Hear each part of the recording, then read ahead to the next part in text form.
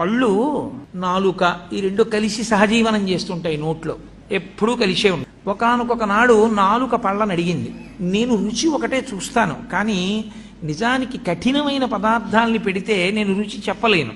ఓ పాలకాయలని చేస్తారు, అవి నేను చప్పరించలేను, కానీ మీరు పాపం కష్టపడి వాటిని నవిలి గుండ చేసి నా మీద పెడతారు. నేను చక్కగా ఇంత రుచిగా ఉందని దాని రుచి చూసి లోపలికి తోస్తూ ఉంటాను. ఇలా ఎన్ని పెట్టారో నవిలి మీరు.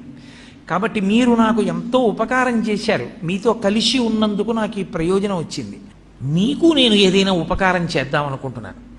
కాబట్టి మీకు నేనేం ఉపకారం చేయగలను చెప్పండి. మీరు 32 మంది, నేను ఒక్కదాన్ని.